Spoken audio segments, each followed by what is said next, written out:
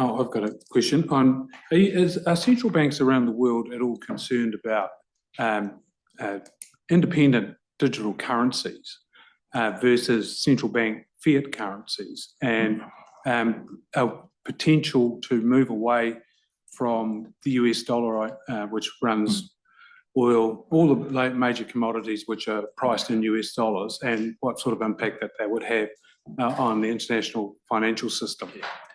The answer is yes, critically concerned, mostly in that what is advertised on the tin is not what is in the tin for the purported alternatives to central bank cash.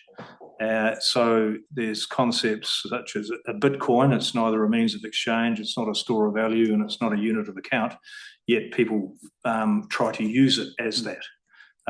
It's got other purposes, but it is not at all a substitute for, not even a complement to, central bank money, fiat currency. Likewise, stable coins, I think, are kind of the biggest misnomers, such as a hedge fund. Oxymorons.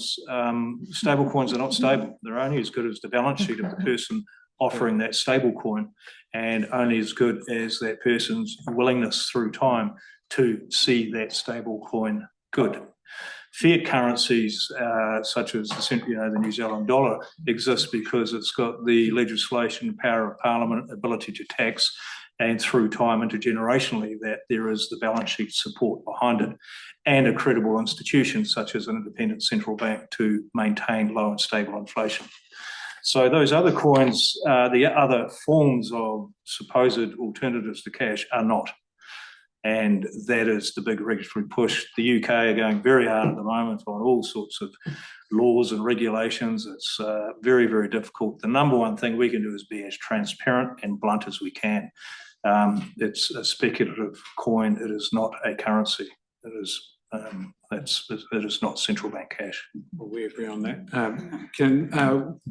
Then are you concerned about, say, Russia and China, for example, have the largest gold stores, central bank gold stores? Is that, because that is a money, holds its value, it has a, are you concerned about that at all? I think the number one thing to know is that that's already priced in. People have already made the decision whether to hold a physical US dollar versus a gold bar in the cupboard. So those choices can always be made. It's quite hard to take a gold bar down to the shop and buy a haircut. It's it's that physical cash. So whatever the dominant currency may or might change through time, but it's. There's nothing obvious. Neil, professor of monetary economics. There are peculiar features of the US regime that allow it to be the international reserve currency. Its availability, the credibility of the American Monetary Authority. So that could change over time, but those things tend to change only slowly. In the 20th century, we just had the transition from sterling to the US dollar. So we don't expect rapid changes in those sorts of events. Thank you.